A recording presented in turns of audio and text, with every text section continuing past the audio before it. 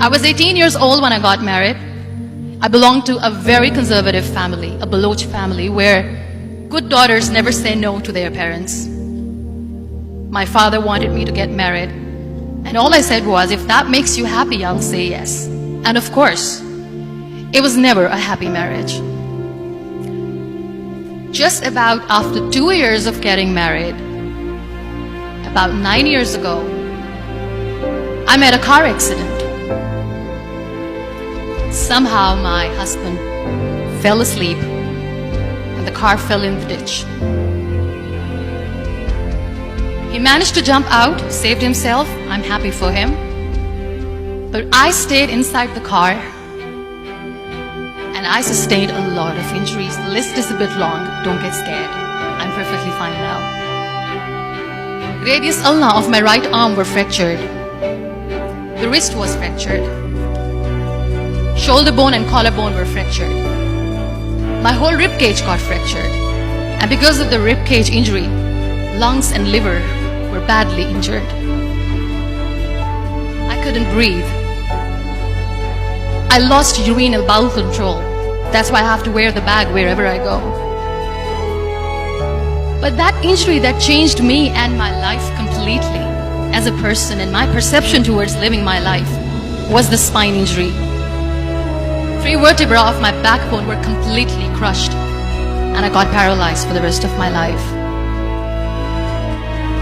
So this accident took place in a far-flung area in the outskirts of a very small province, Balochistan, where there was no first aid, no hospital, no ambulance. I was in the middle of nowhere in that toppled car. Many people came to rescue. They gave me CPR. They dragged me out of the car. And while they were dragging me out, I got the complete transection of my spinal cord. I finally ended up in a hospital where I stayed for 2.5 months. I underwent multiple surgeries. Doctors have put a lot of titanium in my arm. There's a lot of titanium at my back to fix my back. That's why people in Pakistan call me the Iron Lady of Pakistan.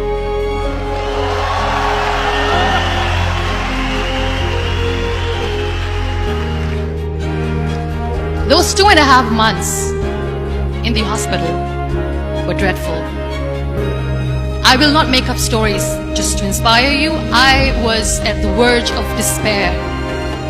One day, doctor came to me and he said, well, I heard that you wanted to be an artist, but you ended up being a housewife. I have a bad news for you. You won't be able to paint again because your wrist and your arm are so deformed, you won't be able to hold a pen again. And I stayed quiet. Next day, doctor came to me and said, your spine injury is so bad, you won't be able to walk again. I took a deep breath and I said, it's all right.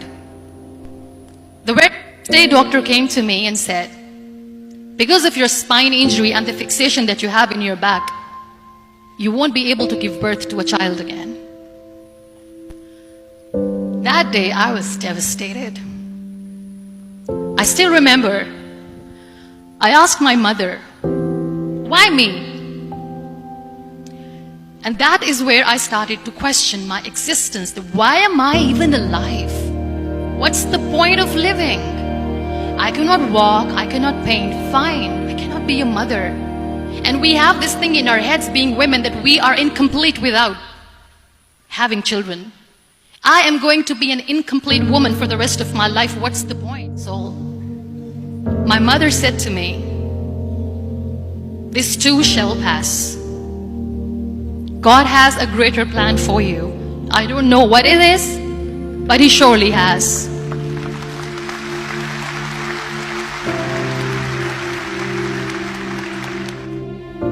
So what kept me going was, one day I asked my brothers, I know I have a deformed hand, but I'm tired of looking at these white walls in the hospital and wearing these white scrubs. I'm getting tired of this. I want to add more colors to my life. I want to do something. Bring me some colors, bring me some small canvas. I want to paint. So the very first painting I made was on my deathbed, where I painted for the very first time.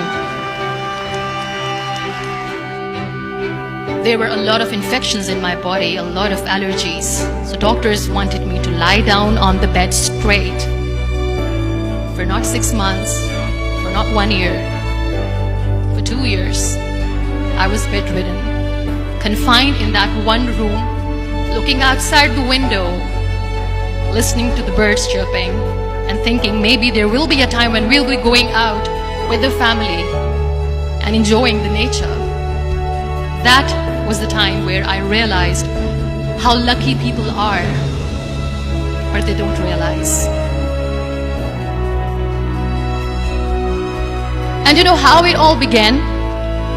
That day I decided that I'm going to fight my fears. We all have fears.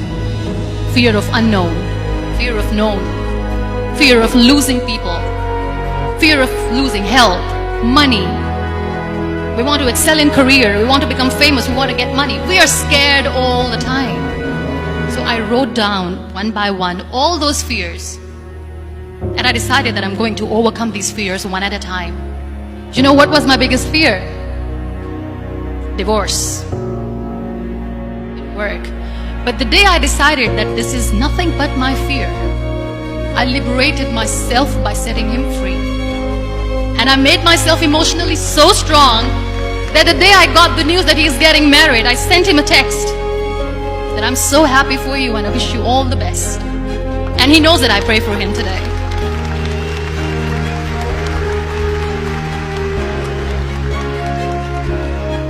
My biggest fear, number 2, was I won't be able to be a mother again.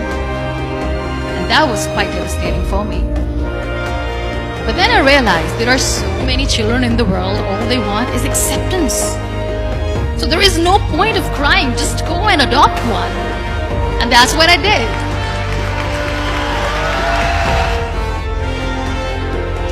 So when you accept yourself the way you are, the world recognizes you.